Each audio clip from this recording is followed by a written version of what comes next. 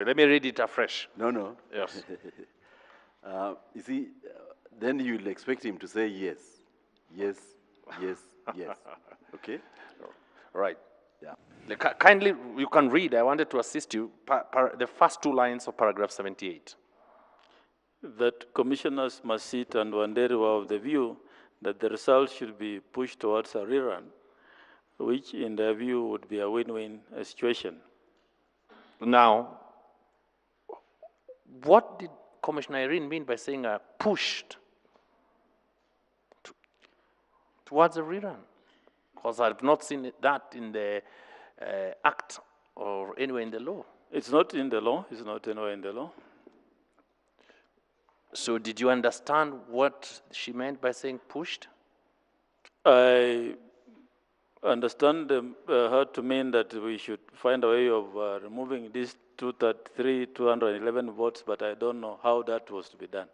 Then, two lines from that, you say that the margin is not too big and could be manipulated. You use in your own affidavit, you use the word manipulation of results. So was that the request? The suggestion came from Vice Chair Juliana Cherera that we should make those votes become rejected ballots, and I believe that the word manipulation comes from there. And when you go down, you then said, it appeared that they had a pre-arranged consensus towards altering the results.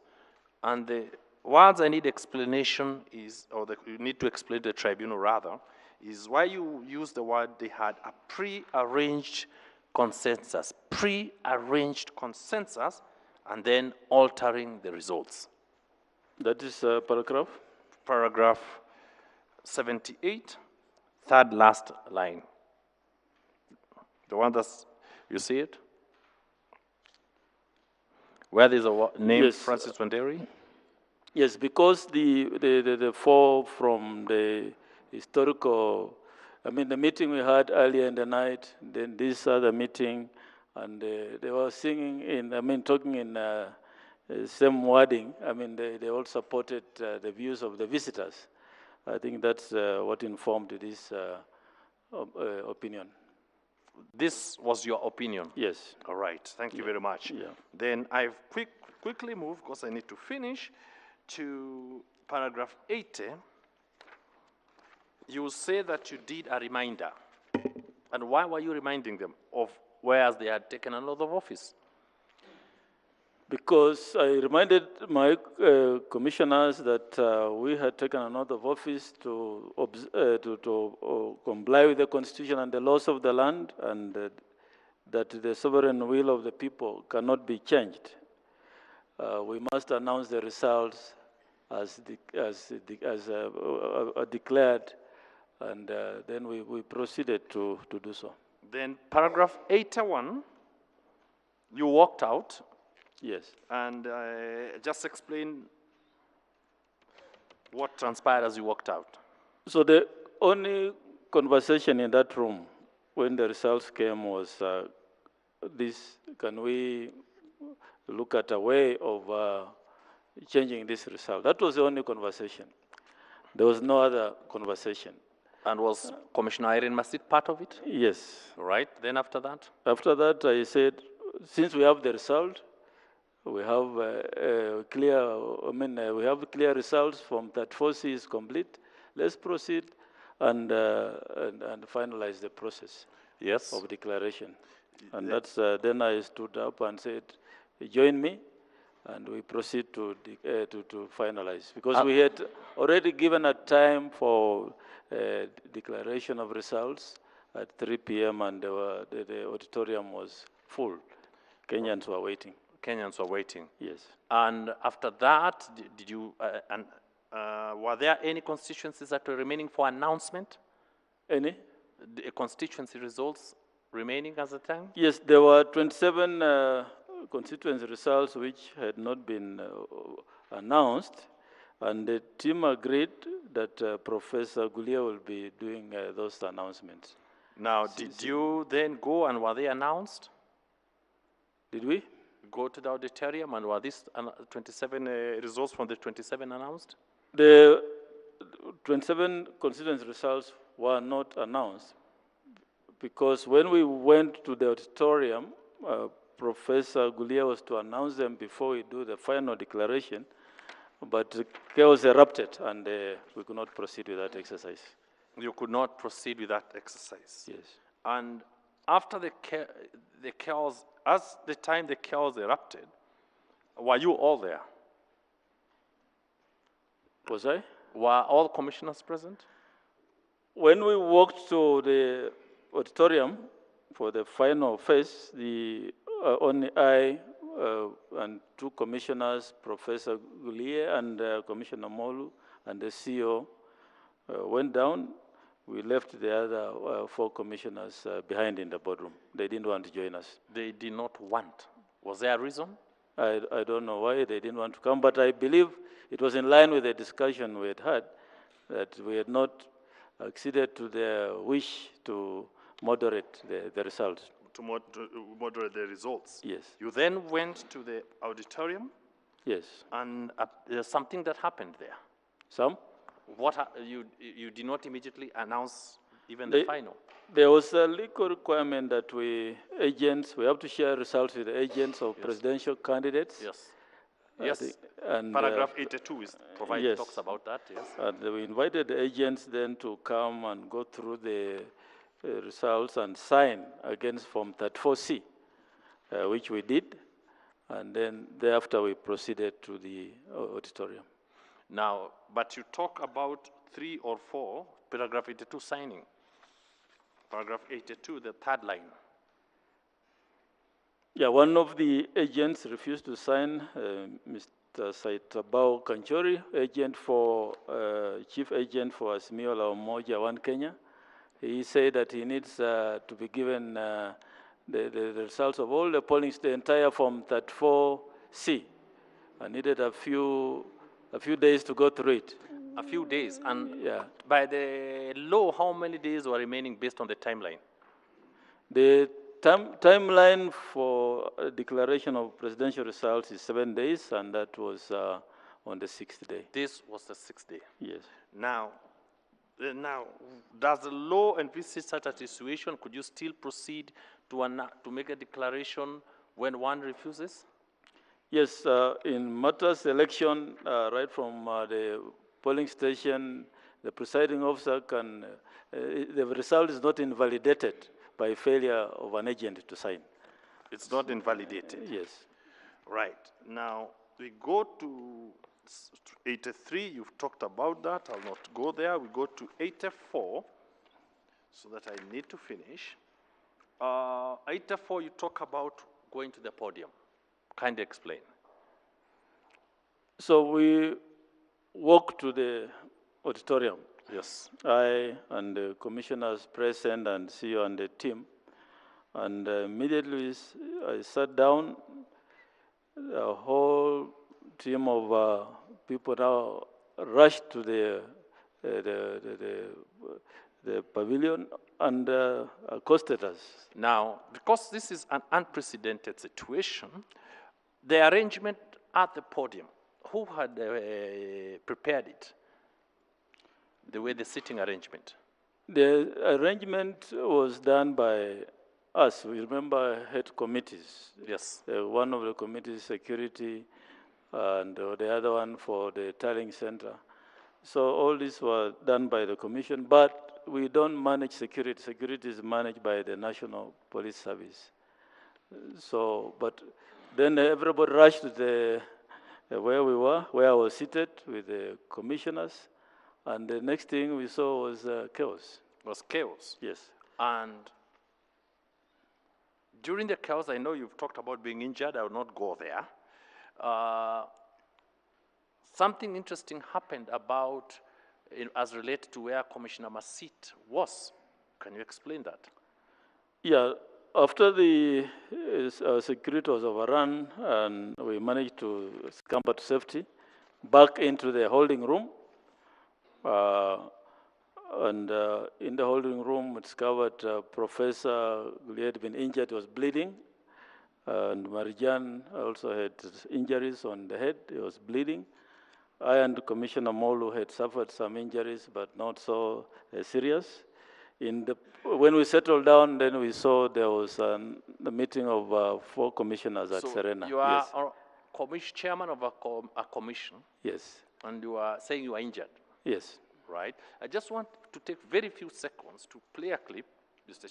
Chair and members, so that we just play it once, and then I ask the next question. Okay.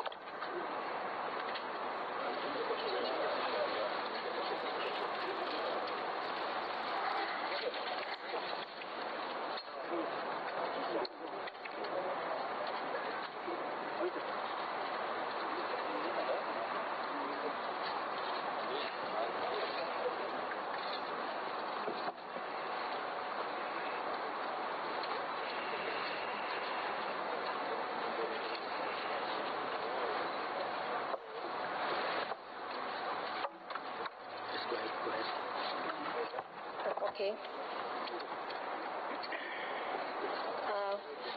As you can see, we can pause a bit, just a bit. Now, that is the point, and you are saying you are entered, right? Yeah. Now flow to the split screen. Were you, as a commission, was it part of the split screen so that you are separated? How did it happen that you were in 2 groups of commissioners? I did not know how the 4 commissioners led by Juliana Cherera, Vice Chair, ended up in what we came to know is Serena. It had nothing to do with what the activities we were doing at the Bomas.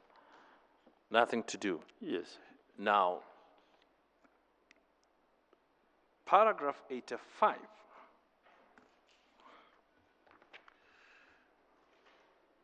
You talk of reluctance, but that's not to do with commission? Paragraph 85. Yes. It has nothing to do with the commission, does it? Initially, we had a lot of meetings, the layout of how many police officers should be in the auditorium, how many outside. But at that point in time, on the further review of all these videos, there were almost no police officer in uniform in the auditorium. So it's like it appears they had been withdrawn. All right. Now, let's not go about the police. Yes. About this statement at Serena, was Irene Masit at Serena? Yes. Right. Yes. Was the commission part of the statement? Was it part of what you had decided? What was said there? And I'll not want to play it here. What was at Serena and what was said there was completely not sanctioned by the commission. And is it before or after you made the final declaration? This happened before we made it. Remember, we went into the auditorium to make the declaration, but because of the chaos, we could not do it. And so the statement happened before we made the declaration. All right. I'll ask, we play just, I'll finish in less than 5 minutes. If you can play that first part, I'll ask the last question and we move.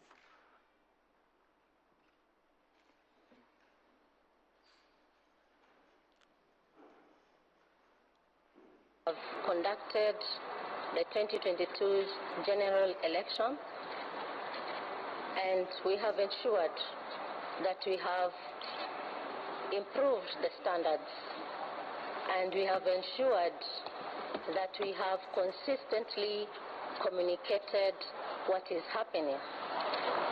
We have partnered with all stakeholders, and we say it for a fact that as the Commission, we have done a good job. But some things need to be put out there. As you can see, the four of us, we are here, not at Bomas of Kenya, where the result is going to be announced, because of the opaque nature of how this faith has been handled. We therefore cannot take ownership on the results that is going to be announced. However, we have an open door that people can go to court, and because of the same, we urge Kenyans to be peaceful, because the rule of the law is going to prevail. Thank you very much.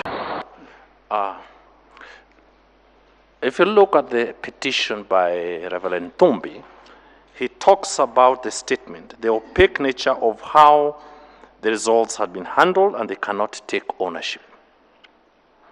Yes. Were the commissioners part and parcel, or was your view of, what about that statement? How do you respond to that? The statement of results being opaque, in my view, was totally dishonest. Commissioners were part and parcel of the results, verification and tallying, and I believe we ran the most transparent election ever in the history of this country. Now, last is paragraph 86.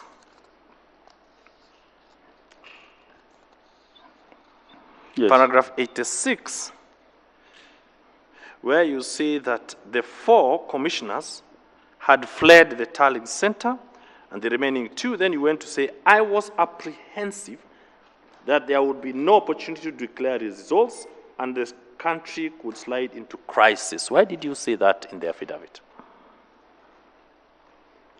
The events on that day was we walked into the auditorium, and then we had the 4 commissioners telling the country that what I was going to announce is opaque.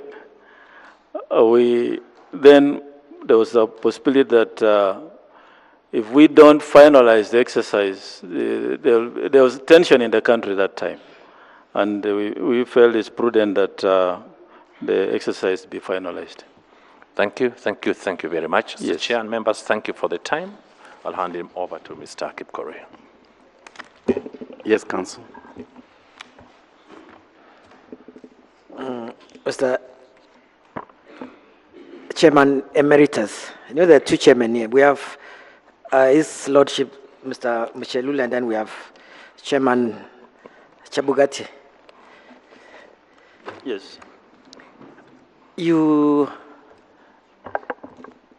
entire testimony is about respect of the Constitution, the rule of law, and all those platitudes. Position I share, Mr. Chairman. So, and basically your testimony is that the incident of 15th of August by the 4 commissioners was such a violation of the law that warrants them to be impeached. Is that your position, Mr. Chairman? Yes, that's what I've stated. So at least, so the action of 15th of August is such that they ought to be impeached. So well, in a summary, just in summary, so what law did Ms. Irene Masit break on 15th of August that makes you think she ought to be removed from as a commissioner? What law did she breach? Yeah, what wrong or what law? Why do you have the position that she ought to be removed as a commissioner? I think the issue of removing or not removing lies with the tribunal and this process. We agree on that position, Yes, but your yes. position, because yeah, but when you have we had commissioners who had been with us for close to a year, taken them through the process of elections, arranged the election together. We even tightened what was a problem in 2017. We make it even better. We had results on the portal. We had, they participated in tallying and verification. And then here we have these two incidents on the morning of 15th and in the afternoon where they are saying we need to look at these results. That goes against the oath of office, which we took, ascribed to, and also the Constitution. And I have in mind Article 81 and 249 of the Constitution, that we are expected as election managers then to uphold the will of the people. And this for those reasons that I feel, or rather state that Commissioner went outside her oath of office. So before, if there was no incident of 15 August, 3 o'clock, 2 o'clock, and the press conference, I don't know what time the press conference was, you wouldn't have had a problem with Commissioner Irene Masit. You didn't have did you have a complaint prior to 15th of August? No, I had no. There was also the Supreme Court case where the commissioners saw affidavits against the commission. But aside from that, I had no problem with Commissioner Masit. We worked together very well in the commission. So you understand, Chairman? Yes. The petition before the tribunal surrounds the events of 15th of August. 15th of August, don't forget that. So I'm saying prior to 15th of August, the affidavits were filed by the way after, and they will deal with the affidavits later on. But I'm saying prior to 15th of August, did you have any complaint against Commissioner Irene Masit? Any complaint? Yes. No. That warranted her to be removed as a commissioner? There wasn't. There wasn't, except what was outside the commission. In fact, like, just to refresh your memory, you actually nominated Irene Masit to be the chair of Leadership and Integrity Committee of the IEBC. Remember that? Yes, I did. You also made her a member of Electoral Code of Conduct. Yes. You also made her a member of recruitment panel of the commission. Recruitment panel of? The position for the recruitment panel for the CEO. Several vacancies of the commission. Yes. Yes. He also made a member of the Dispute Resolution Committee. Yes.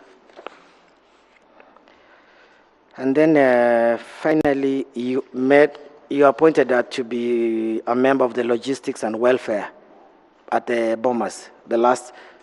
So these are just about 6. Sorry, I forgot. And you also made her the chair of Legal Committee. Yes. So basically, you gave her like 8, 9 committees. In fact, for me, thank God she came, because I was the only lawyer in the commission before then, and I was doing all that, including the legal committee. Yeah. So that she took over. And we appreciate. So at least you made us sit in 9, 10 committees. Yes. Surely that cannot be a person who is incompetent by any stretch of imagination. We can say, in terms of the commission operations, we worked very well. Yeah. As up to that point. Okay. Yeah. So, I mean, any allegation of incompetence, it must be wild imagination of anyone. Huh? I mean, any allegation. I'm just your comment. I believe as up to the point where... 15 August, yes. Yes. Yeah. Yeah. So let's go to the beginning, Chairman. Let's go to page 1 of your volume 1. The Gazette notice, which you appointed yourself the returning officer. Sorry, not that one. Sorry. That's not the one, sorry. The volume of...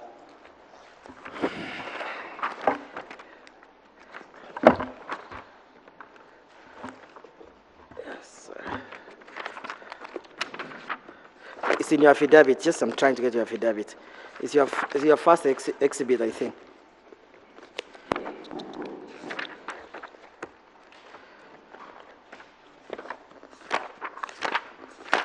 the Gazette notice that you got you appointed as the 202.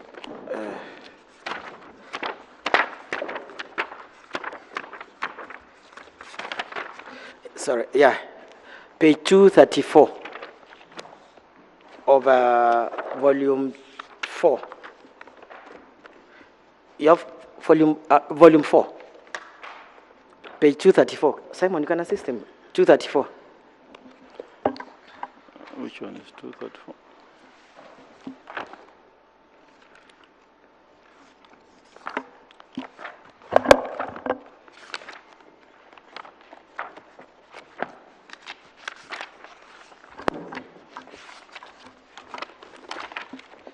Volume 4.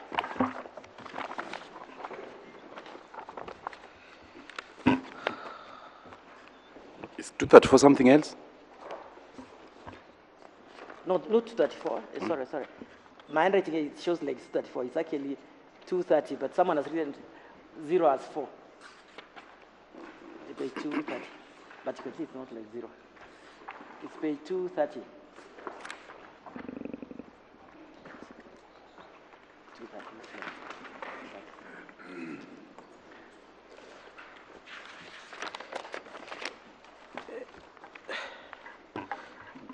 You can see the Gazette notice at the bottom. Gazette notice, chairman of the tribunal is Gazette notice number 4956. Mine is not clear. The copy Peter gave me. Gazette notice number 4956. Yes.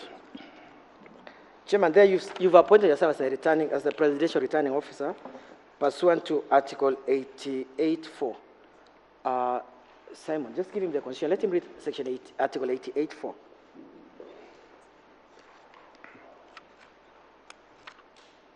Just read the constitution 88.4.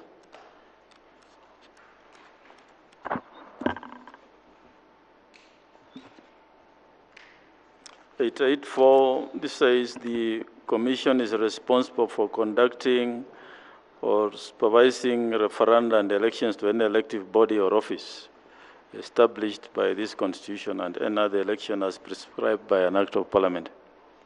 So there is no, it doesn't talk about presidential returning officer, that article, on the face of it. Well, there On the are, face of it, there are other sections. You know, No, you have we'll to go to read, those. We'll go you to have all of read them. this document as a whole. Chairman, we're going Yes. we'll go to each of them. But I'm Yes. saying that particular one does not talk about returning It talks officer. about the main function of the commission, conducting elections and referenda. Yeah, Chairman, so we understand, so we make our work easier, yeah? We, both of us are lawyers, and you're a senior lawyer. So, but when I'm asking questions, I'm asking as a witness. So, what I'm just saying, on the face of it, it doesn't talk about a presidential returning officer, that article. Go to Article 137. What is it about? You don't have to read all of it, but what is Article 137?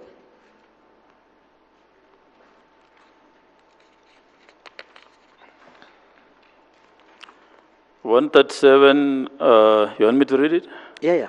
A person qualifies for nomination of a presidential candidate if the person is a citizen by birth, is disqualified to stand for election as a member of parliament, is nominated by a political party or is an independent candidate, is nominated by not fewer than 2,000 voters. It doesn't talk about... And goes on and on. Yeah, it doesn't talk about presidential returning officer. Yeah. Just go to 138.10. 138.10 says 138? 10. 10. Yeah, Article 138, sub-Article 10. It says within 7 days after the presidential election, the chairperson of the Independent Electoral Boundaries Commission shall declare the result of the election, deliver a written notification of the result to the Chief Justice and the incumbent president. Then you have the Elections Act. Give him the Elections Act. I don't have it. Yeah. Peter will give you a copy, his copy.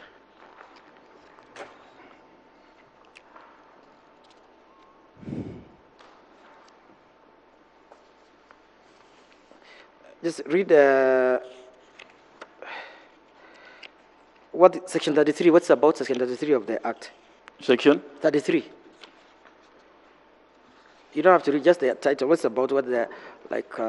33 This is not Election Act, this is IBC Act. Okay. Just keep the IBC Act. You'll still read the IBC Act. So IBC Act, as we wait for the Election Act, read Section 4 of the IBC Act.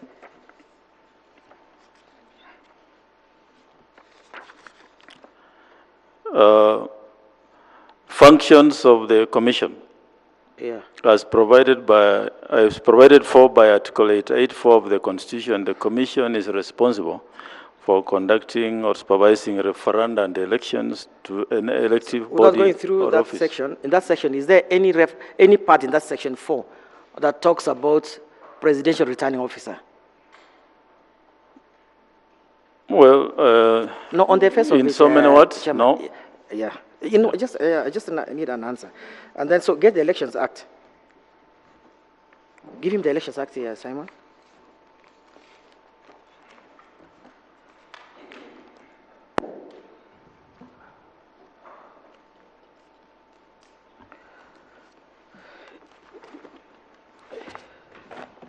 You don't have the Elections Act?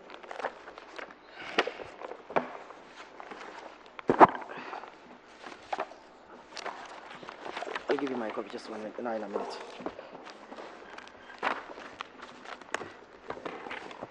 I'm surprised. It's somewhere here. It's here, it's here. Just give him. The Elections Act, read Section 33. Section 33. 13. 33, 33. 33. No, 33, 38 actually. It's not clear. It's 38, 38. 38.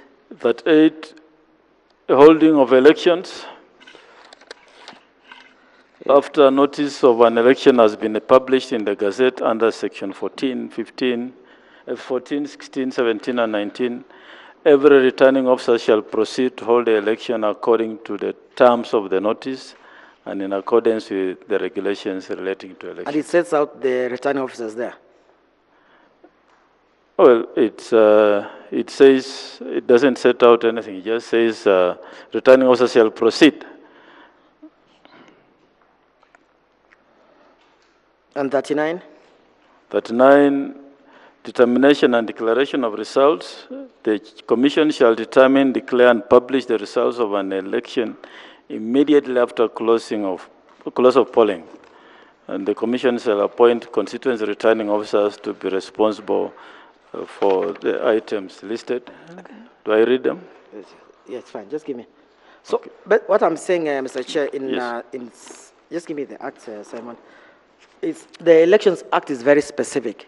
It gives out the appointment of polling station officers, the returning officers and the deputy returning officers for the constituency and the county, both returning and deputy. It does not provide for presidential returning officer. Yeah, it's not here. So, Chairman, as the head of IBC, you appointed yourself as the returning officer alone. If you look at all the acts, all the sections of the law you referred to, none of them talks about the returning officer. So I don't understand the legal foundation of where you appointed yourself presidential returning officer. Can I tell you why? Yeah. The jurisprudence, this matter has been litigated upon in the presidential election petition 2017, Raila Odinga, and also in the minor KI case, and the issues around presidential returning officer or national returning officer were canvassed in those judgments. So we look at this.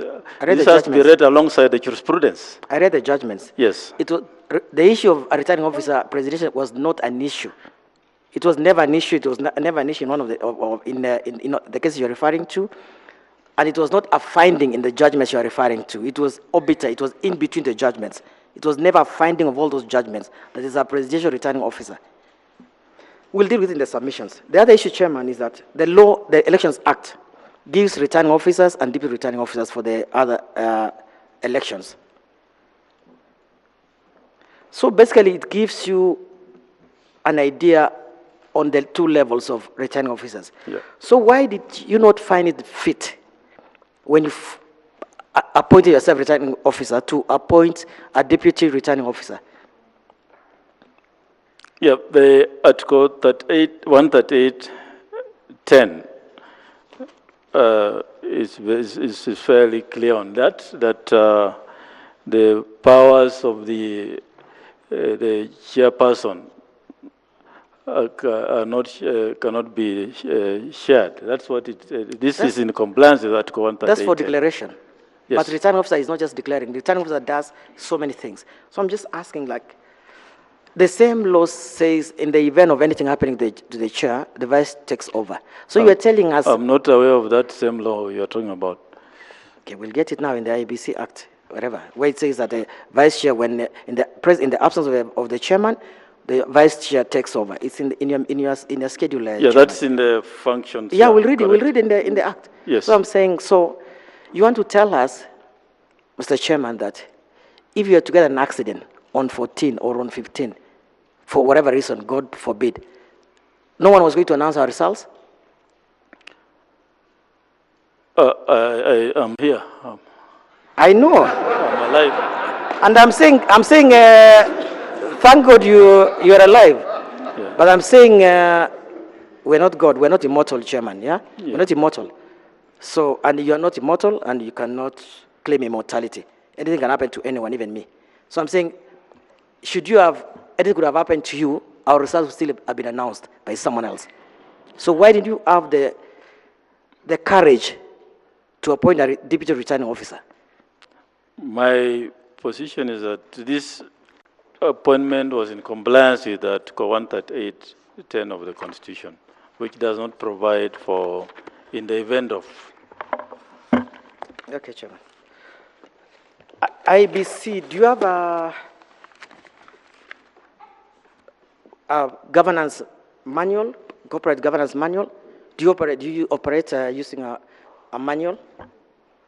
Yes. Do you have structures? IBC has structures. It has organization structures. We have the charter. We have policy and manuals for all the 9 directorates, and even in the HR manual, we have the structure of the organization. So we operate using the corporate governance structures. So before you have any meeting of the commission, invites have to be sent out. There have to be, a meeting of the commission. Minutes are taken. Is that how you operate? Or how do you run? How are you running the commission, Mr. Chairman? Normal meetings, yes, a notice has to be given by the commission secretary, who is the CEO, and then meetings are called. We have normal meetings, and in those, before those meetings are called, we have commission subcommittees chaired by a commissioner and at least 2 members. Each of the subcommittees chaired by a commissioner or 2 members. And then reports from those committees is what is brought to plenary for discussion and decision making. So all your meetings are basically minuted? Well, we have many informal meetings and formal meetings. We had a lot of informal meetings in Bomas, and even in the office, normal routine, many meetings for caucusing on various issues, which are not minuted. The second schedule of the IBC Act sets out the criteria clearly for conducting business of IBC. Yes, it does. And if you look at the schedule, it says there have to be minutes of all meetings of the commission. Yes. It's all meetings must be minuted, but what I'm saying, normal matters of running an institution, there are some meetings which you don't have to, they're informal. Like if Commissioner Masit comes to my office with another commissioner, we can discuss. I know that. Yes, yeah. And also, it talks about decisions of the commission being by majority. Yes. Present. Yeah. How many were you in the commission as of until basically 15th of August. How many commissioners, including As you? that, Until 15th August. we I mean, were since June last. 6 commissioners and myself. Yeah, so Seven. seven commissioners. Yes, 6 commissioners and myself. Yeah. So what is majority in 7 commissioners? What is the majority number in mathematics of 7 commissioners? What is the majority number? Majority number Yes. of 7, Of 7, yes. maybe 4. It can be maybe Yeah, chairman. I think 4. Yeah. So actually, Regulation 7 reads, unless a unanimous decision is reached, a decision on any matter before the commission shall be by concurrence or majority of all the members. So it's a unanimity or majority decision. Yeah. At least we agree on that. Yes. So just before we go to 15th of August,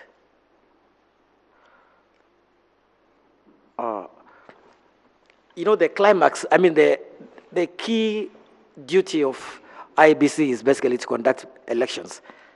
Do you have any other duty? Yes. Do you trade? Do you sell mandazi, or is main business is elections? We have other duties. But which is the key duty in the We constitution? have elections, we have referenda, and we have boundaries delimitation. But you can give an hierarchy of duties, which is number 1, number 2, number 3. All of them are important. They are part of the mandate of the commission. Okay.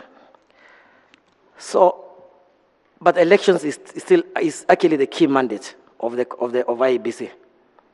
Yeah. And in hierarchy of, you know, there is hierarchy in our practice, even Mr. Chairman. There's seniority and all those things. There's everything. There is hierarchy. We understand importance, but there's hierarchy even in importance. So presidential election is actually the top of the electoral calendar. We have MCA, we have parliamentary, we have Senate, we have governor, but the presidential is the key, is the number at the top. Or you don't consider you think it's equal to being an MCA? Well, I didn't say that. Yeah. I mean, there's more. It's of course, in terms of arrangement, it's the first presidential election, then followed by the others. The president is the symbol of national unity. He's the chief executive of the country. So you can't compare to any other seat, Mr. Chairman. Or do you? Well, I didn't say that. I'm not saying I didn't say that, yeah. Just an example. When you were procuring the electoral papers and materials from Greece, Yes. did you have a plenary meeting of the commissioners? Yes. Was it made in the plenary? Yes. Do you have minutes? The procurement, procurement started way back, and Yeah, I agree. a lot of things happened. There are minutes of the commission on every electoral process activity. I don't have minutes here. Yeah, so long as you confirm, you know, because I say in the Yes. one time we'll get to know all these things. So for now, I want you to confirm from because you're under oath, and you're telling us that the commission as a whole approved procuring the equipment from Greece. The commission, as the 7 commissioners, including you. The commission did memory. not appoint the service provider. It's not our work. I know, but it comes It's to the work of management. I understand that, Chairman. Okay, Yes. give us how does procurement of like election material, which is actually key, how does it operate from the procurement until the commission? Sorry. Does the commission have any role in such? Does it approve? Does it comment? Or you just read in the media that IBC imported materials from Greece, even yourself, Chairman? To be specific on Greece, Yes. the commission approved the specifications for the ballot papers, that they should have 8 security features and all that, Yes. and then asked management to proceed and procure in accordance with the law. Which we agree. And then what does the commission do? Because it's the work of management to procure, So we do our oversight role. In every other meeting, we ask management, give us progress report, and at a point in time, we had sent commissioners and a team to Greece We'll come to that. follow up So that. we'll come to yes. that, Chairman. Yes. Let's go in sequence. So once the company were shortlisted for printing the materials, was the evaluation report brought to the commission? No. That is still part of procurement, and evaluation report is given to the CEO by the director of procurement. So you are telling me, other than you approving the specifications for the voting materials, you never played a part in any way, You just had the CEO has appointed the Greek company, what was it called, Lycos, to bring the materials. We know we have the Procurement Act and Public Disposal Act, and we also have the public, the finance, the act which deals with. I understand, Chairman. So now the issue of procurement starts with the specs up to the signing of the contract, and that's work done by management. It's not the commission. So, Chairman. Yes. How come on 6th of July you announced that materials are arriving tomorrow on 7th of July without telling anyone? So how were you involved? Why did you tell the country that materials are arriving tomorrow and the commissioners didn't know, my client didn't know about it? She watched on TV you telling the country materials are arriving the next day. So why did you announce it if it's the role of the CEO? The chairperson of the commission, and this is now in accordance with the governance of the structures, is the spokesman of the commission. Matters election, then the country would expect to hear from the chairperson. So all those, the announcement you're talking about, this information came from the CEO that we're having ballot papers arriving, and it's important to inform the country. So, Chairman, I want to understand some things. Yes. You're the chairman of the commission. Yes. You're not involved in the actual procurement, in making a decision on who is to print our ballot papers, which is key, because we have to get the correct papers from the correct company. But you want to take the role of being media, the spokesman. You want to tell us they're arriving tomorrow. Yet you didn't care which company was given, whether it came from Saudi Arabia or Uganda. You didn't care where it came from. It's not true that we didn't care. As I said, procurement is a function of management, and we played our oversight role by getting updates from management, by sending commissioners, including Commissioner Irene Masid, to Greece to oversight the process. So we were part and parcel of the whole process, and we played our oversight role. On 6th of July, you announced the materials are coming on 7th of July. Yes. Do you know the date you sent the commissioners to Greece? I don't have the dates. I can't remember. It was 22nd of July. There were various trips. There was an earlier trip done by Commissioner Masid, Commissioner Nyangaya, and Commissioner Professor. That was way before July. In fact, I think maybe around June. And then there was a second trip by Commissioner Wanderi and Vice Chair and other stakeholders, which was done later for presidential elections. So there were two distinct trips. When you postponed the elections in some parts of the country, did you involve the commissioners? We had a meeting. Do we have the minutes, Chairman? Do they have? Will we one day get the minutes of that meeting that postponed the elections? It was one of those meetings we had in Bomas, one of the many meetings that were not minuted. So, Chairman, you meet from mundane issues, but when it comes to the real issues, real obligation duties of IEBC, like postponing elections, we don't have minutes. There could be minutes, I can't recollect. Okay. But I think the CEO, the custodian of minutes, can attest to that.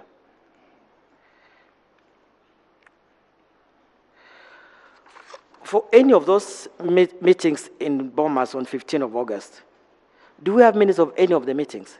You were there for about a week. Are there minutes of any of the meetings? Yeah, there are some.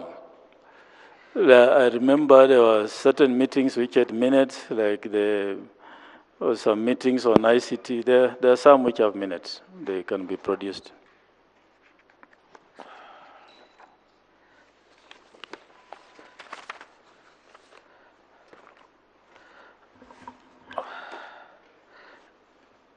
You don't have a copy of Elections Act, yeah? I don't have. Peter, do you have a copy? You don't have? Okay, so give him mine. Just read 38 1C. Just give him.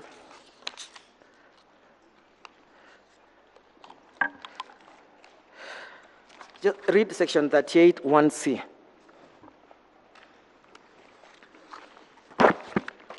It's not a long one. Just read it. 38 1C. The one at the bottom. It's the sequence, the I don't- sequencing of elections. It doesn't have 38 1C. There's 1C there violated. 38 is just one small paragraph. What section is what? It talks of holding, unless you are talking of 39. Yeah, 39 1C. 39 1C, for purposes of a presidential election, the commission shall electronically transmit in a prescribed form the tabulated results of an election for the president from a polling station to the constituency tallying center and to the national tallying center. B, tally and verify the results received at the national tallying center. And C, publish the polling result forms on an online public portal maintained by the commission. And the next page, your role, the role of the chairman. 1D? Yeah, the one about the role of the chairman there is announcing, declaring the results. See, there is a next page. Is Yeah, the role of chairperson. Yeah, yeah. 1D, the chairperson of the commission shall declare the results of the election of the president in accordance with Article 138(10) of the Constitution.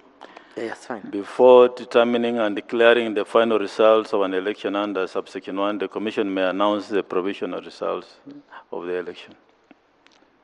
Just fine, just give me. So, Chairman, in a nutshell, the Elections Act gives a very sequential order of how presidential elections are held. Number Yes. one, the elections of the polling station Yes, are in the prescribed form, yes, Form 34A. yeah, Then from there, it goes to the constituency level in the prescribed form, 34B. Then to the tallying center, NTC now at Bomas, where now you tally and verify the results. Tally and verify the results. yes, And then the next sequence is you publish the results from 34C in the format on the online public portal. And then the last stage is the chairperson of the commission declares the results. yes.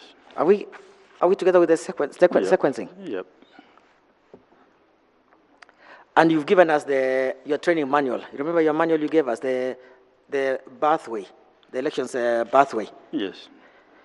So it's one of your own manual is that you must receive the actual fiscal forms, 34A and B, and for reconciliation for tallying and verification. So on 15th of August, had you received all these forms, 34A and B? Yes, forms that for as we said, they were electronically transmitted to the portal. Yes. Almost, I think one or two, the ones which were not, a wrong form was transmitted, but about two did not go there. And then we had all the returning officers, the 290 constituencies had brought the fiscal form 34S to the Bomas of Kenya, and also we had the returning officer at 291 for diaspora had received all the returns from the diaspora. So by the morning of 15th, we had received all the 34As and Bs at the Bomas of Kenya. Okay. So let's go to 15th of August, which is important for us. At 3 a.m. in the morning, when those three gentlemen came,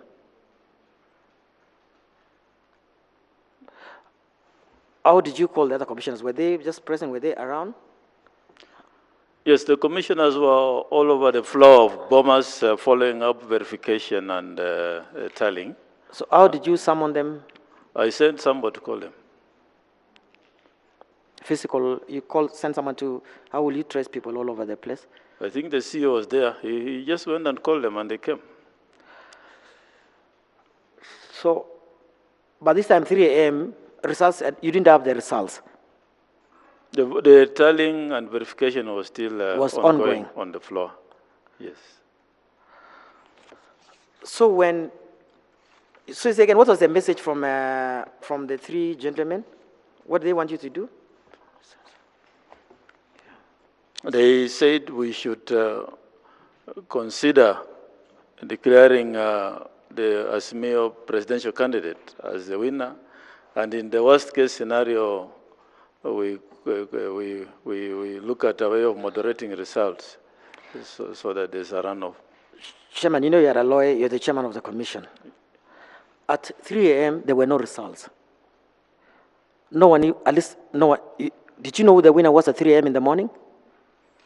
No, we had not been given the 34C. So, how will a discussion to declare someone a president arise, Mr. Chairman? I want to understand. So that's what they said. That was the message. That's what I heard.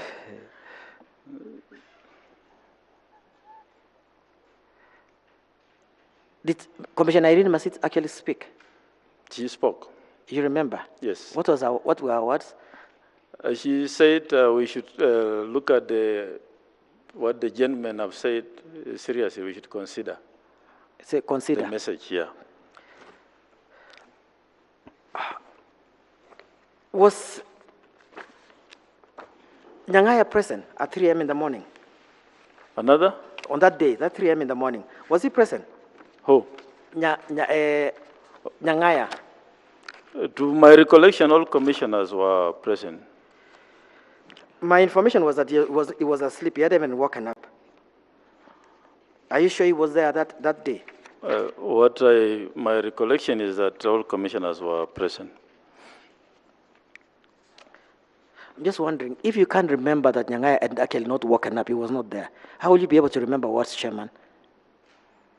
Because he'll come here one day, another sitting, he'll say that he was never there, and he will actually show he wasn't there that morning of 3 a.m., and you're saying he was there. But what I recollect is all commissioners were present. I think that's my recollection, and that's what I've about to. Do you know the legal meaning of consider? Dictionary meaning of consider. You know, you're a lawyer. What does it mean to consider? Well, it just means what it is. Consider. I'll think about it. I need to take it seriously. I don't know the exact dictionary meaning, the words given in the dictionary. Chairman, you know, as a lawyer, when when a layman says compound, it means compound. Yeah. But when a lawyer says compound, it means something else, compound. The same spelling, but different meaning. And consider, once the tribunal is done today's hearing, they'll go and consider this hearing. They'll go and consider. Yeah, you give some weight to, thought to something. I believe that's what it means. Yeah. Yeah. So the meaning of consider is not to particular decision, but think through, ponder. Yes, if the issue requires, so there are some issues you don't consider, like the discussions on at 3 a.m. in the morning. Those issues are not worth considering. So at least, which you are correct. So at least at 3 a.m. we know there were no results.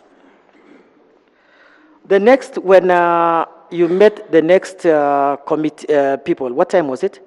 It was at 2 p.m. on 15th. The NCSC people. Yes, yes. Yeah, then advisory committee. Yeah. So at that time again, you didn't have the results. We had not received the Form 34C. It was still being printed by the CEO. Yeah. So there were no results again. We had not received the Form 34C, but all the results had been tallied and verified, all the constituencies.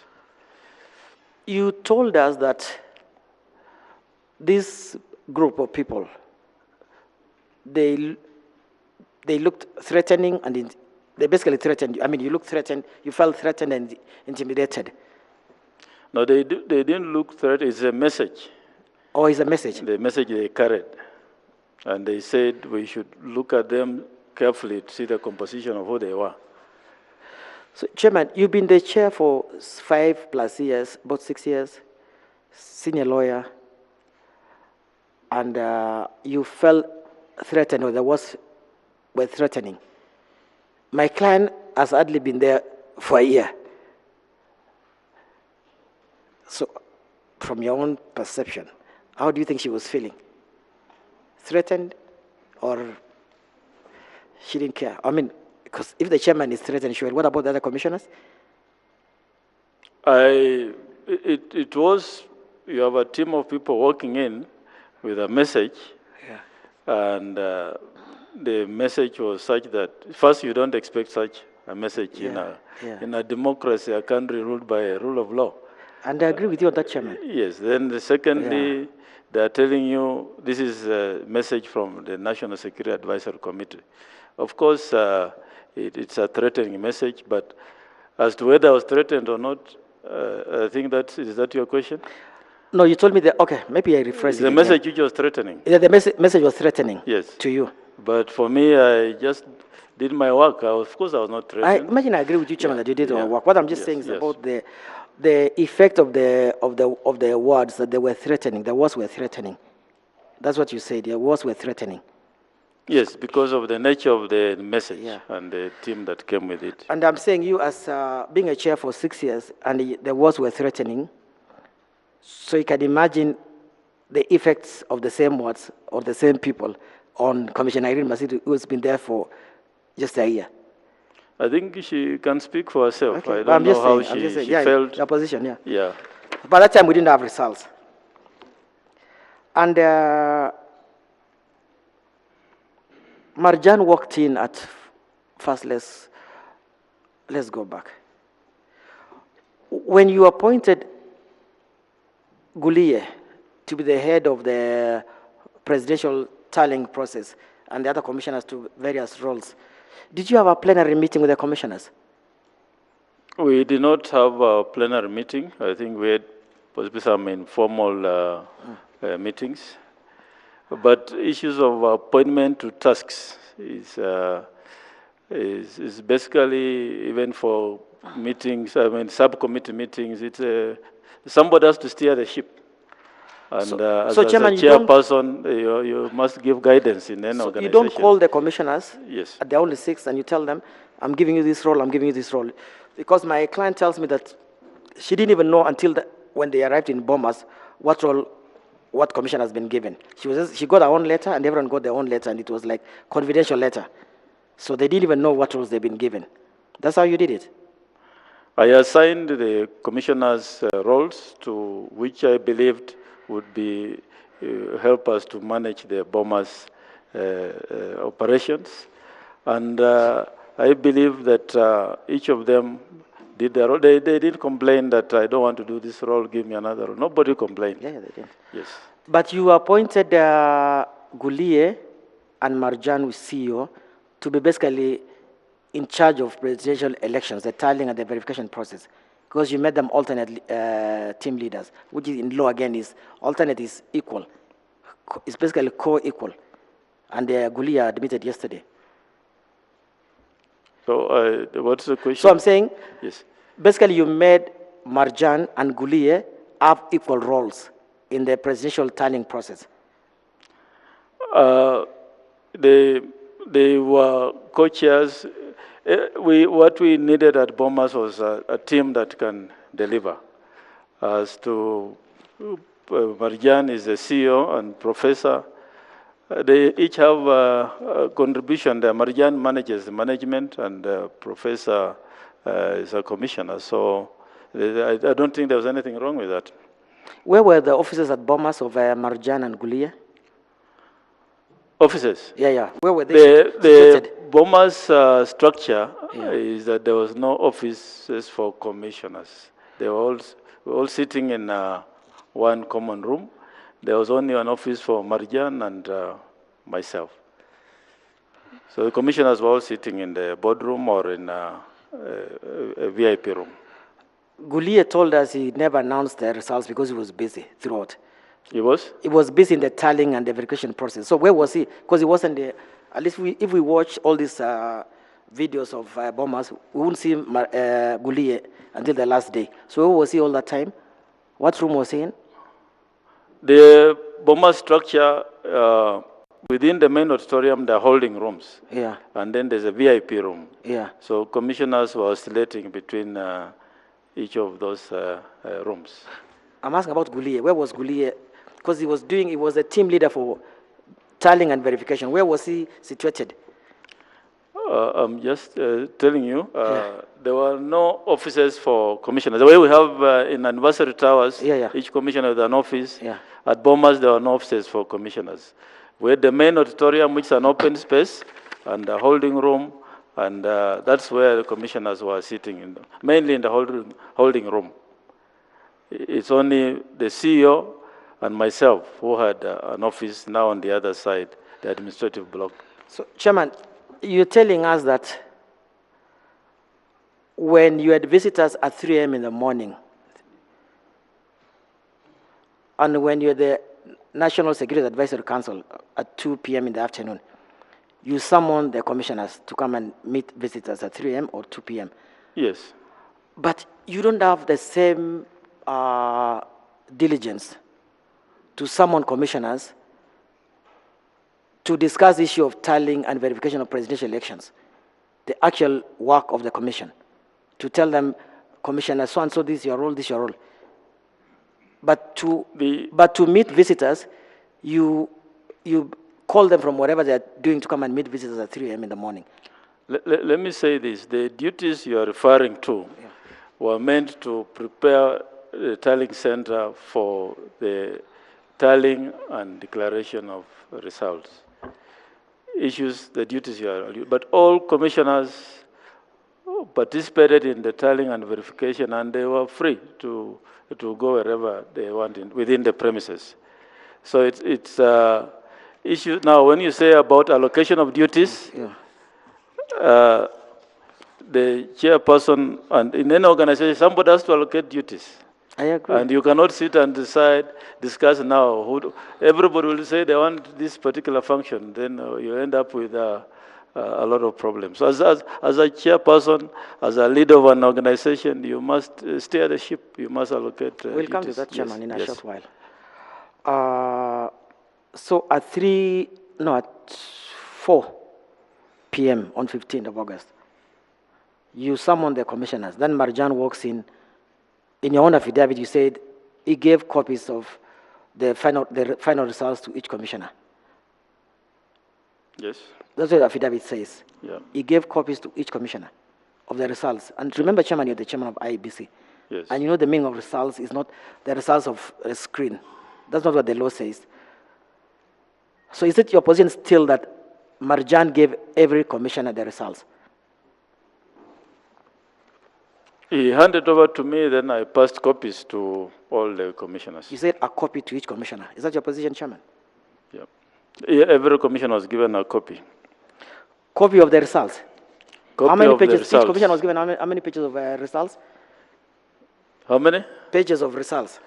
There was one from 34C. We printed one copy of about 450 pages or thereabouts. Yeah. And then the summarized version of the results. So what copy did you, what you said you gave a commissioner each copy. You know that's English. You gave a commissioner each commissioner a copy. So what copy did you give to each commissioner? What copy? Yes, it's a summary. The summarized copy. The 3-page copy. Yes. So I'm just trying to get you the copy. It's actually in the affidavit, but I want to give you the copy. You see it. It's a 3-page copy.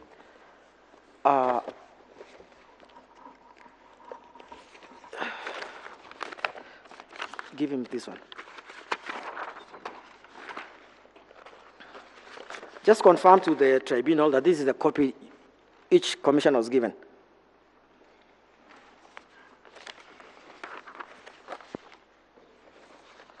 Is that the copy, Mr. Chairman?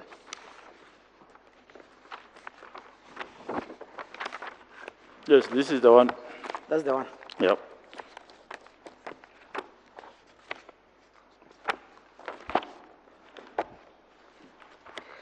Just, yes, fine.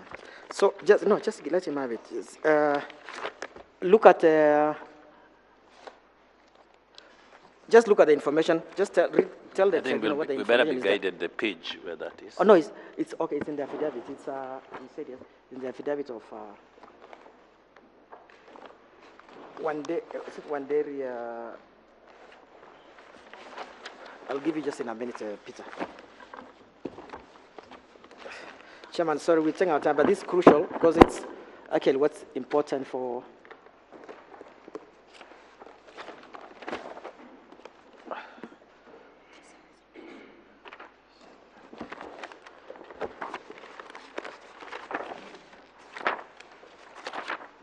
It's volume 2, page 157.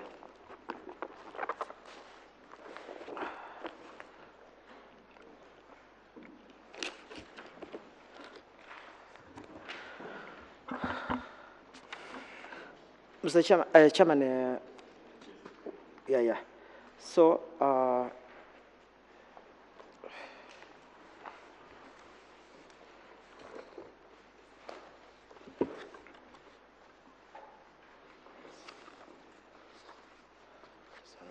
just what is in the first column, like you see, county name. So basically, this entire report is a summary of the counties only. All the counties. 47 counties. Yes.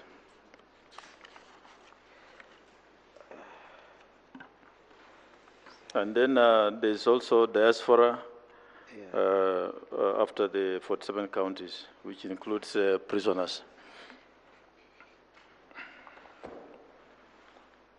But the Elections Act, as relating to Form 334C, what's the information supposed to be contained in Form 34C?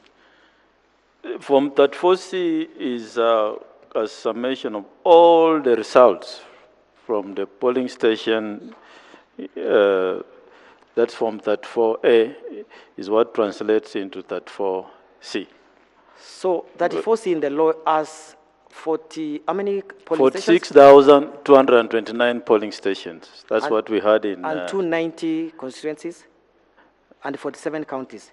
Yes. So it's basically what you're saying, it's about 400, 500 pages document. Yes. So the law says Form 34C is supposed to be 500 pages. But here you're telling us that a 3-page document, which is a summary of counties only, is Form 34C. And you've been maintaining throughout in your affidavit and in your evidence in the morning. The Form 34C, which was printed, is over 400 pages, 450 pages. This is a summation of the document for purpose of discussion by the Chairman, you know we began by you telling us compliance of the law is important, Chairman, and that's why I'm insisting. You've told us compliance of the law, and you've said that Commissioner Irene Masid broke the law. And I'm telling you now, the law is clear on what Form 34C is. Is that Form 34C, Chairman? This is part of Form 34C. No, it's I'm a saying summary no. of 34C. It's not 34C incomplete. Chairman, I'm asking you, is that Form 34C? I've answered you. It's not complete. Form 34C is a summation of 34S, and this then is a summary at the end.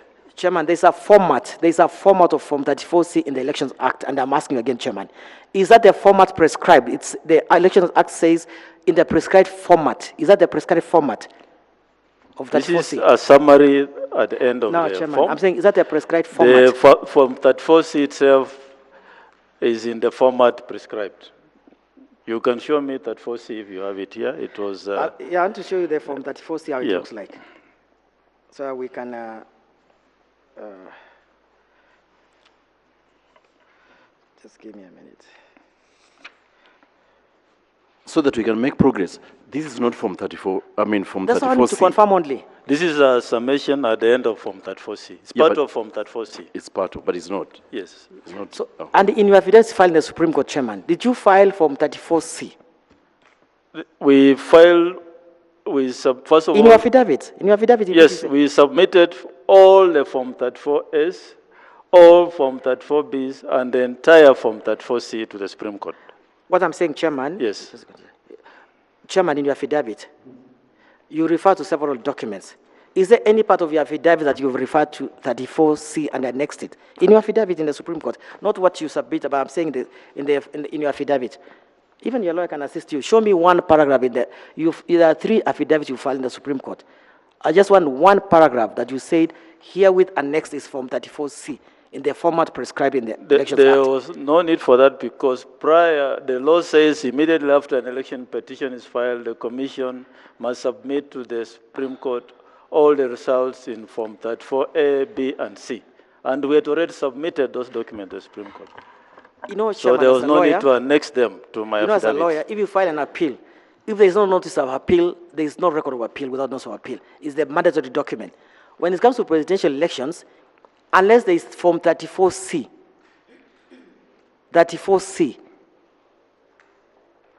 where do you declare your results without Form 34C? It's a crucial document that is supposed to be in your affidavit.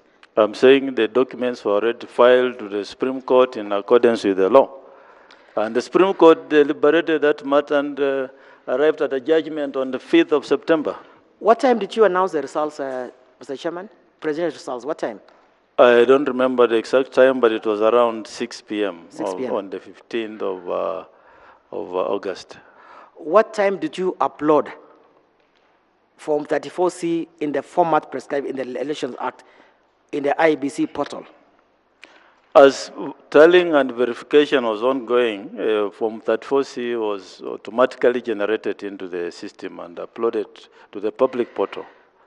You know, there's a populating and what have you, but Yes. the final Form 34C, it says, the Act says you publish the entire Form 34C before announcing the results. Did you ever upload the entire Form 34C before announce the results? The sequence of events was that after the agents had signed the result from 34C, it was uploaded, and I think that then you can get evidence from the records in the server, but it was uploaded to the best of my knowledge. My instructions, Chairman, is until today, we don't have Form 34C in the IBC portal. And what I can say is that Form 34As, Form 34Bs, and the entire Form 34C was uploaded to the server. And the server kept on running until I think it was deactivated in end of There's November. a server and there's Yes. a portal. There's a server which is no one is accessing. But A I'm portal saying is just public a- portal. I'm saying the public can someone access? If we log on to IBC now, can we get the 34C in The the server, format? the public portal is actually a server, runs on a server. And all the forms were uploaded through the August period, September, October, November. And maintaining the server being an expensive affair, I think the commission deactivated it at the end of November because it requires a lot of money to maintain the firewalls. So if you logged in now, it will not be there, but it was there up and running until November. We can always get 30th November, and that evidence is there. So you're saying there's evidence that it was actually uploaded on the system? All the forms. Not the forms.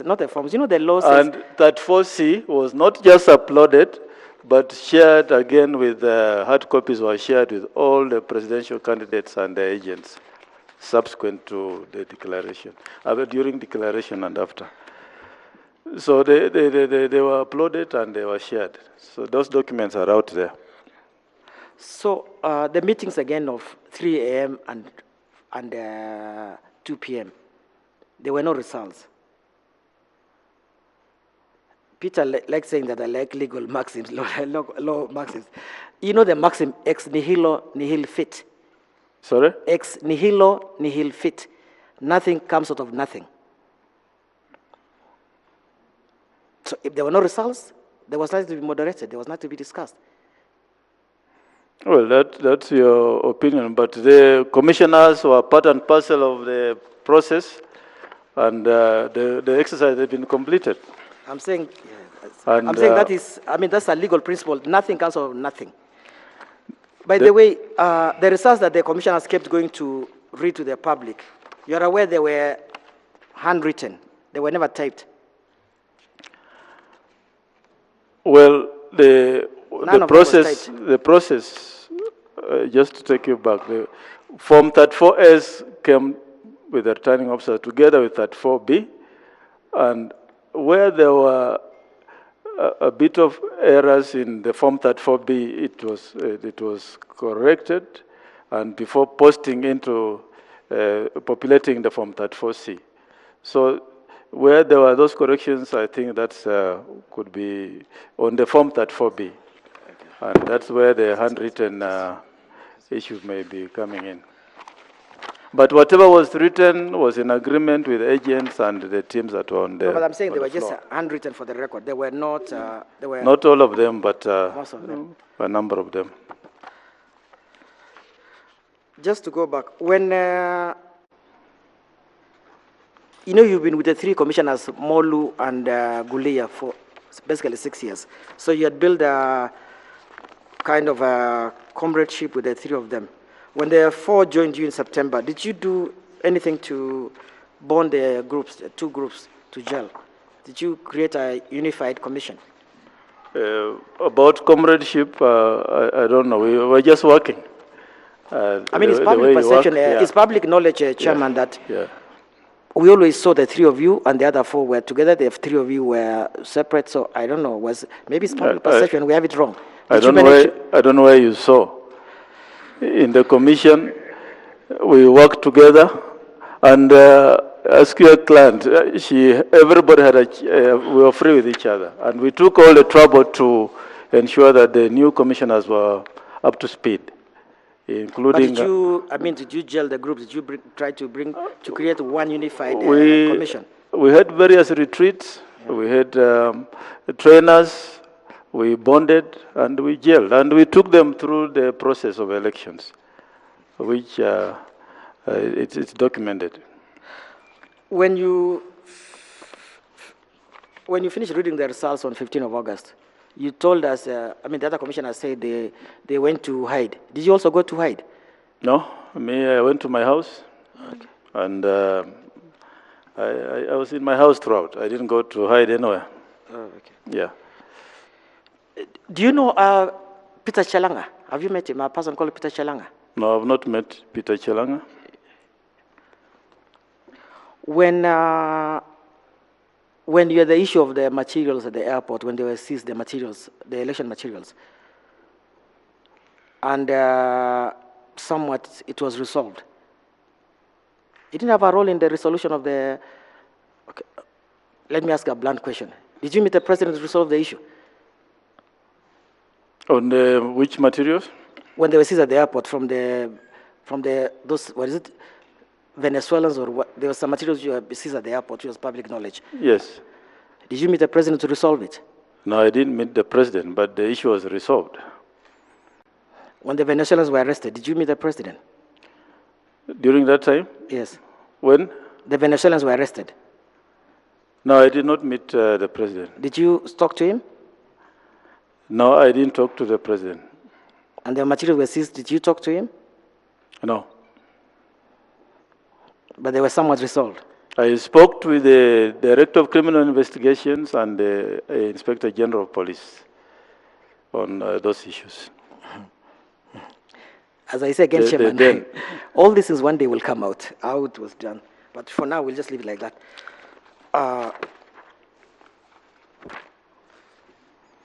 When did you know, at what point did you know the results were ready to be announced? At what point? Yes, what time of the day? What time, when Marijan brought them, I can't tell the exact time, but it was around, maybe around 4 p.m. or thereabouts. So this was 15 August? 15th of August? Yes, 15th of August. When did you send out invites? With what date? The invites for declaration was... No. Yeah. To the presidential candidates, to either both or one of them, to attend the results. I think that was done in the morning when we had finished with the verification and tallying. Then we invited them to come at 3, hoping that we've gone through all the other processes by then. My information, Chairman, and I've seen the documents that you can send invites on 12th of August. Can you remember? Sorry, I didn't You get sent it. invites on 12th of August. I don't think that's true. The invites must be dated. If they're here, you can You show gave me the approval one. on your You can approval show was me 12th the of one you are August. referring to. You gave approval on 12th of August. I don't remember that. We'll ask again. We'll know.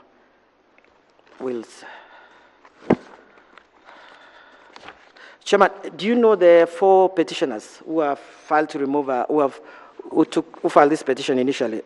There is Reverend Dennis Nzumbi, Geoffrey Langat, War Steve Jerry, and is the other guy, the chairman of the other party, is called Volume 1.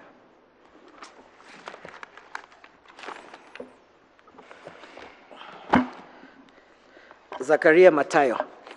I don't know them personally. Have you met them? No, except I think from what I've seen on TV, I think I can maybe pick out a few faces in this room now, but I have not met them before.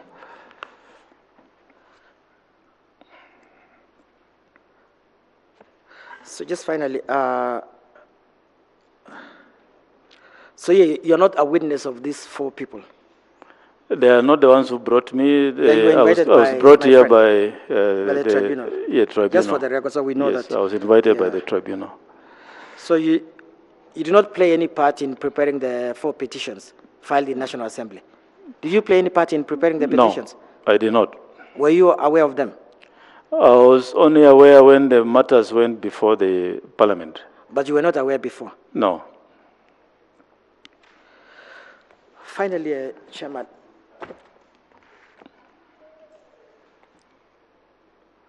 do you have confidence in the Supreme Court as an institution of this country, established by the Constitution of Kenya? Do you have confidence in our Supreme Court? Yes, I do. Well, it's part of the rule of law, and we respect the judiciary, not just the Supreme Court, but all the courts as an arm of government. And do you have confidence in this tribunal set up by the Constitution and Article 251? Yes, I do. So last week when you were presenting your final post-election evaluation report, I mean, I watched you in the media again, I heard you in the media, you were calling for establishment of commission of inquiry. Yes. On the election dispute. Yes. I have read your report, the post-election report. Nowhere in the report have you made any allegations, have you made any adverse findings on the process, even in your forwarding letter, in the covering letter in the report. So I just want to understand, in what context did you now go outside the report and outside your own covering letter in the report to call for establishment of a commission of inquiry? Is it that you didn't trust or you didn't like the Supreme Court judgment, or you don't have faith in this tribunal? I just want to understand the context, because you know this process is ongoing. You knew the Supreme Court decision. So what was it that made you ask for commission of inquiry? We ran a transparent election, I believe, free, fair, transparent election. And if you notice from the last 3 elections we have had, 2013, 2017, under the new constitution, we've been improving gradually. In the last election, everything went well except the incidents at Bomas and also in some areas like Narok and other counties where there was some violence. And where I sit, as I leave the commission, I believe that we should never have a repeat of those incidents. We must get to the root of it to ensure that that doesn't. That's the only problem we have as a country, that those incidents happen. And I believe a commission of inquiry would perhaps be the best way. And not just me, the commission actually wrote to the president to look into how that can be set up. But yes. you know, Chairman, what I'm saying as we conclude this thing is, we had our worst election violence in 2007. Our elections were nullified in 2017. Our elections were upheld in 2022, and the Supreme Court said they were excellent elections. So I want to understand the context and your motivation in asking for a commission of inquiry in 2022, which Supreme Court found was near perfect, and not calling for 2017 inquiry, 2007, or is your memory limited, or, I mean, historical memory is limited?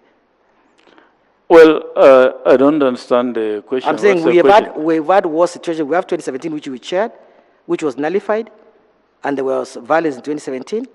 We had very limited violence in 2022, but they're very limited. But you call for commission of inquiry in 2022. So if you're saying, as you've claimed yourself by the, under the Evidence Act, when you claim, you take the high road section of the Evidence Act, your own integrity must be put into question as a witness.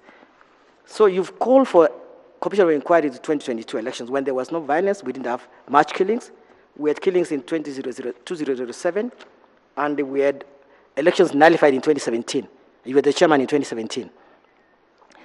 If you are riding the high moral, I mean, you're working on the high moral ground, basically, and asking for elections commission of inquiry for 2022, should have had the same courage to ask from 2017 until now.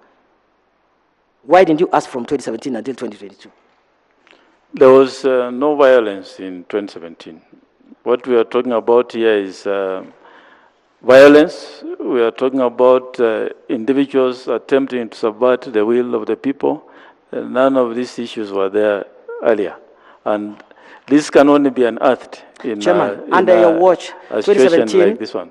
People were actually killed in your commission. 2019, there were threats, even on you. So you should have asked for actual commission of inquiry for 2017 and 2022. I'm saying, if you, following your sequence of thought, you cannot be selective on 2022 and not 2017.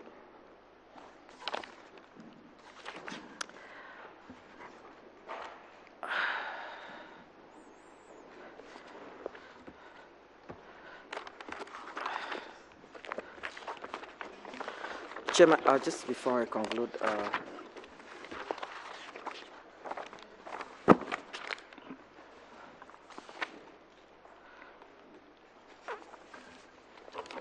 just before I leave you, I don't want to, the final issue. The Supreme Court judgment, my last issue, Supreme Court judgment, actually voided Regulation 87 that you kept using to run a one-man show at the IBC. You remember the regulation that was nullified by the Supreme Court judgment, 2022? Yes. And the Supreme Court, in its finding again, Chairman, they read your affidavits, your 3 affidavits. They read the affidavits of all the other commissioners. And they came to the conclusion that the dispute between the 3 of you and the other 4 commissioners was a boardroom dispute. They had your issues in the affidavit about the 3 a.m. meetings, 2 p.m. meetings, about the press conference of Serena. The Supreme Court had all those issues, and they reached a finding. So as a chair, as a lawyer, you filed 3 affidavits before the Supreme Court, and you made all those allegations. You gave the Supreme Court all the documents which we've not been provided for. And the Supreme Court did not find anything wrong with the conduct of the 4 commissioners. They don't even find anything wrong with the other 3 commissioners. They did not find anything wrong with the IBC as a whole. The only thing they found was that it was an internal issue, it was an administrative dispute, which should be fixed by the commission.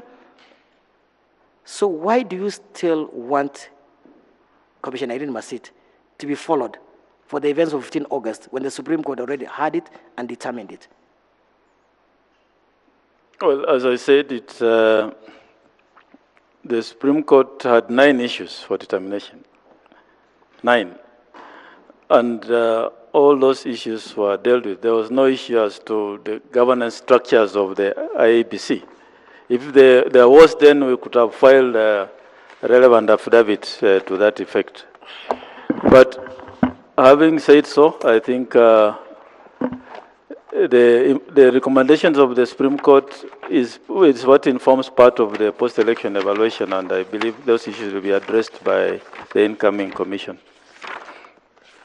Chairman, have you read of the judgment, paragraphs 2008 to 244 of the judgment of the Supreme Court, they actually made findings on the affidavits.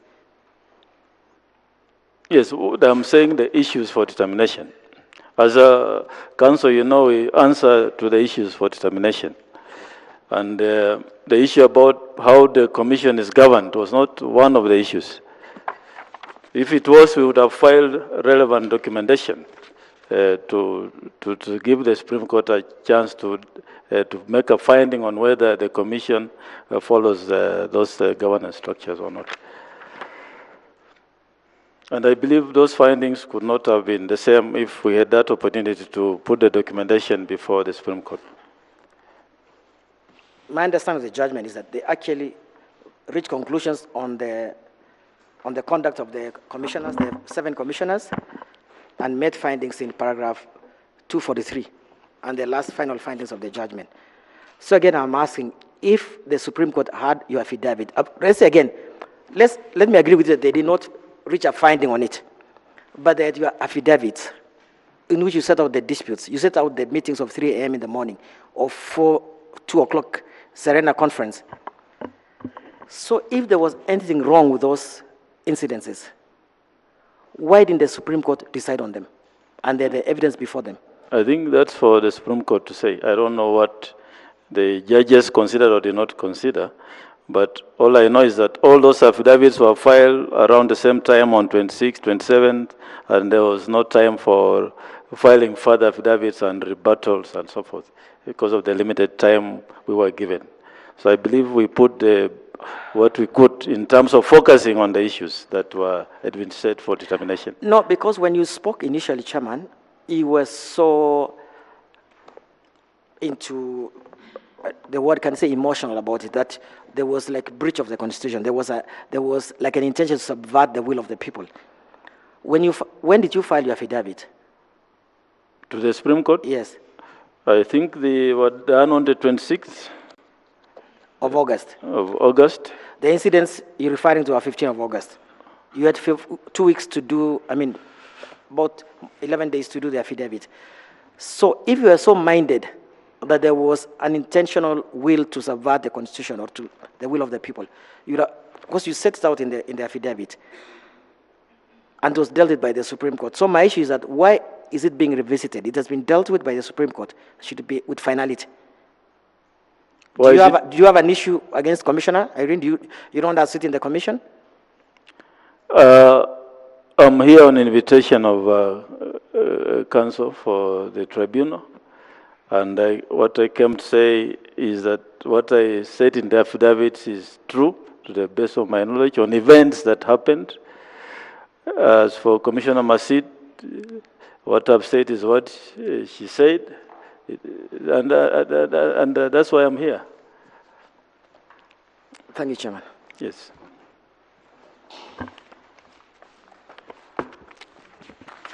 Re-examination. Yes, I'll have five issues to re-examine. Mr. Chebukati. Yes. At the beginning of cross-examination, you asked whether you had any issues with Commissioner Irene Masit, and then there's one specific issue you picked but you didn't explain. You said that you had an issue she had filed cases against the commission. Kindly clarify. Sorry, when you were being asked whether you had any challenge or a problem with Commissioner Irene Masit, yes, you made a comment and said we had a case, they filed affidavits against the commission. Kindly clarify what you mean and what was the issue here. About the commissioner filing affidavits? Yes, against the commission. In the presidential election petitions 2022, the governments, the Commissioner Masit filed an affidavit where she deponed to the effect that she didn't agree with the election results and they should be nullified, and made various allegations which, in my view, are not true about the commission. Did the commission sanction that affidavit? No. Those facts? No, we did not. You say they were not true. They were not true. Right. Second issue, page 230 of volume 4.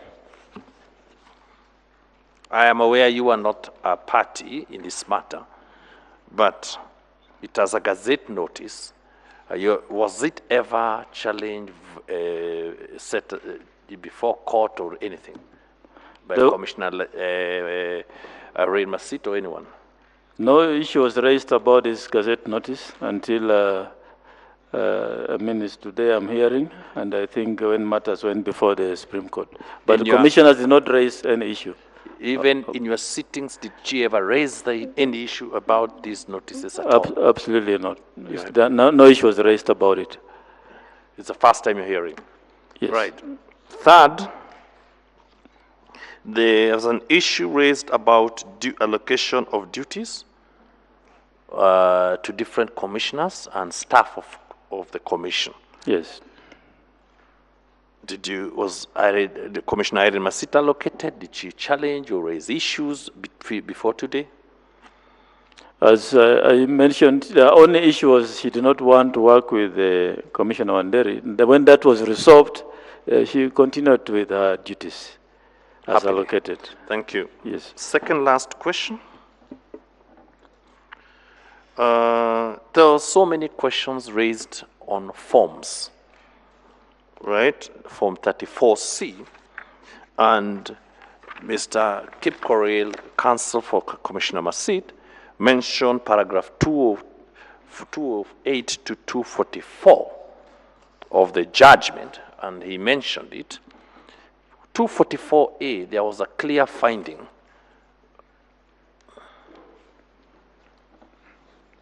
He mentioned 244. Did the court make a finding on those issues in 244A? If yes, what?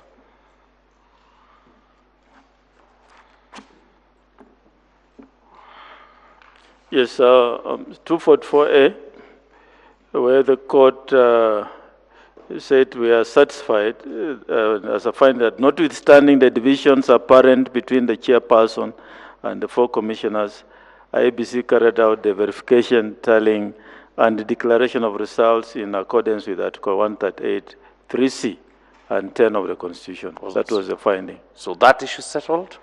Yes. Right. The last thing, paragraph 8 of that judgment, you mentioned about the issues before the Supreme Court.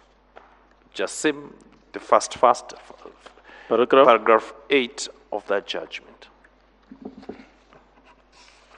Remember, when you're being asked whether you have confidence in the Supreme Court, yes, or this tribunal, you've mentioned that there were 9 issues. Now, clarify, are those the issues that are set in paragraph 8 of the judgment, and do they relate with the issue before the tribunal, this tribunal?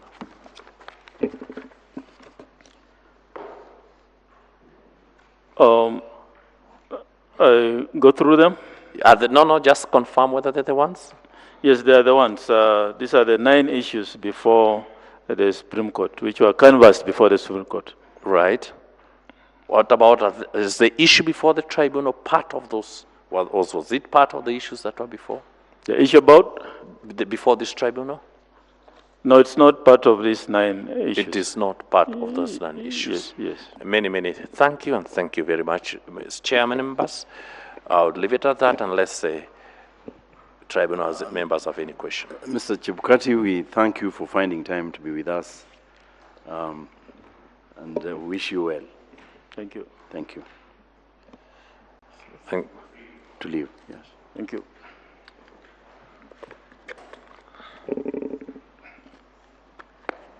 Thank you, Chair and members. On behalf of this part, we wish to say we are grateful for the indulgence and the time taken in all our witnesses. We believe we've set out good grounds, and we would wish to close it at that point and push it to Mr. Donald Kipkorel. Mr. Chair and the Commissioners, we are also grateful for the opportunity, and once Peter closes his case, us also are closing our case. Thank you to each one of you. We will, I think on behalf of the Chair, member. probably I needed, sorry, I'm cutting you. For good order, would be glad if this is on record that he's closing his case and also is not calling any witness. So that is on record for submissions. Donald Kipkorir is a seasoned lawyer. Once he says he's closing his case, it means he's not calling evidence. I understand you right, Counsel? That's correct. There is no other explanation. There is no other Thank you interpretation. very much. Thank you very much. Thank you. I was saying that on behalf of the members of the tribunal, we wish to thank the respective sides led by Mr. Mungi and Mr. Kipkorir, and also thank the Commissioner for being with us throughout. We must now decide how to move on from here. I'll be expecting that within how much time we file written submissions, starting with you, Mr. Munge. And thank you, Chair. And from where I sit, and I must be grateful to my team, Madam Zamzam, Abib and team. We've been burning the midnight oil, and we have our submissions ready. We'd just require a day or maximum two, because maximum 2 days. Yes. We'll be able to do our final submissions. We are ready. We'll just need to put the input of today's witness. I initially thought I'll take a day, but let me ask for 2 days. Today is Tuesday. By close of business Thursday, we'll have filed and served. Okay. Donald? Yeah, Chairman, just for background maybe sake, what happened, this is the first hearing in this country since, on issues relating to Article 251 or similar articles before. And what this tribunal is going to determine will basically lay the foundation for similar future hearings.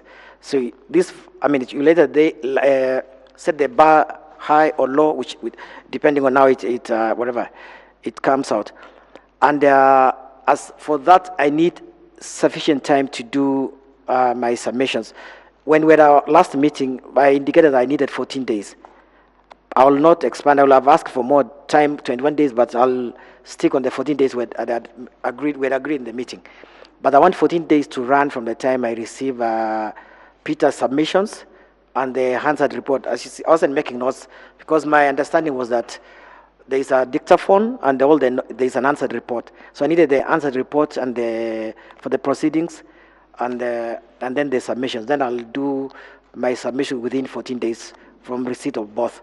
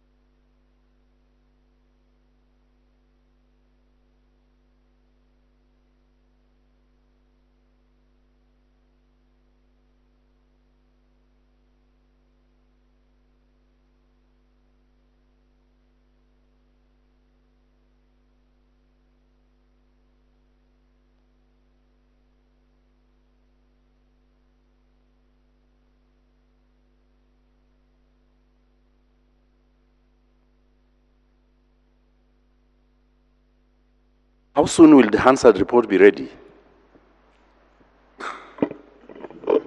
Mr. Chair, we have the Hansard report. We just require the last 2 days. It will probably take another 2 days for... Another? Another 2 days from today.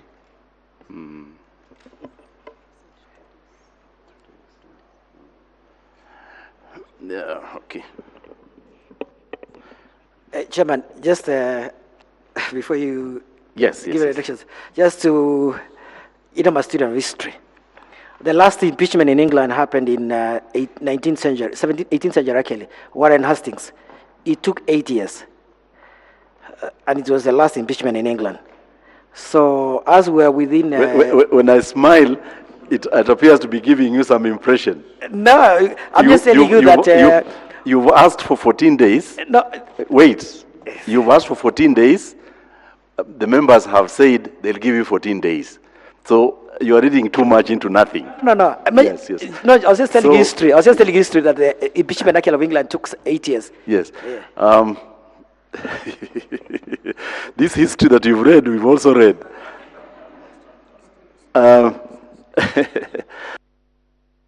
So it's fine. If you'll be ready within 2 days from today, that means by Thursday, you provide the Hansard copy to Mr. Kipkorir. And Mr. Munge, you are saying that you may not need that. You've been taking notes or something. So that you'll be ready by end of Thursday. We are talking, my team has been very efficient. We've been working on it, we've been taking notes, we are good. Every time you say your team has been efficient, you must be saying that... Chairman, No, I want to respond to Peter. Yes. Because when he talks about being efficient, Peter is part of the tribunal, which is a fact. So maybe he has access to the dictaphone, the answer report in advance, which I don't have access to. I don't have an issue with it, by the way, because it's part of the team. I don't have an issue with him getting access to the answer. No, it's not an issue. Yeah. The resources available to him for purposes of this tribunal will not be available to you. So that when you ask for 14 days, we will give you 14 days. Okay? And so, but it's when does time begin to run? So by Thursday evening, you get your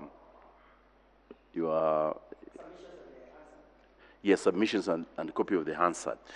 Now, so the next, the next question would be, would you require oral highlighting, or you will, once you give us your submissions, we will be through with that part of the hearing? Now, Mr. Chairman, I prefer we do the written and then we highlight maybe 10 minutes, 15 minutes. I don't know. I hear him, and my Lord, Mr. Chair and members, I think what was pushing me to 2 days, and my team is just reminding me, was a provision of Rule 21. Rule? 21. That? And Rule 21 says that the report of the tribunal and its recommendations shall be delivered on a date affixed for that purpose, but not later than 7 days after completion of the hearing. We must read hearing to mean... Submissions is hearing. Yeah, submissions and the highlighting of submissions. Yeah, that's hearing. So that's fine. Yeah, that's Then I stand guided. Thank you. And so that calculate 14 days from Thursday, because then we must convene for purposes of highlighting. So it means that by the time we then come for highlighting, you'll have not only completed your submissions, but you also have served. Okay? But time begins to run from Thursday. Yes. No, I think so that we don't fall foul of the law. We come for the highlighting maybe some days after we've filed our submissions, so that we. No, I must accommodate you and accommodate him. Yeah. You have accommodated, isn't it? Yeah. 14 days. So on the 15th day, we come back for highlighting. That's what I'm saying. So those who are calculating,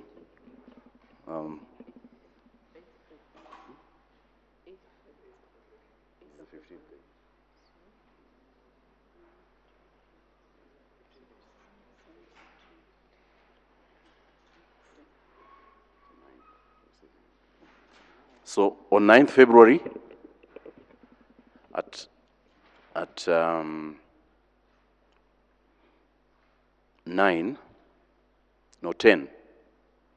10, we'll schedule for highlighting. Mr. Munge will go first, and then you'll go second, and he'll have the usual second bite at a cherry, isn't it? But then how much time? You proposed 10 minutes, but that's... Say 15 minutes each. 15, 15, and then rebuttal. Okay, 30, 30, then 10 minutes. Fine? Thank you. So once again, thank you very much. Chair, before you pen off, Yes. before you pen off, I had sought for a copy of the answer at the ruling. I don't know if the chair can pronounce himself on timelines when we are able to get it, so that we can seek redress as urgent as possible. I will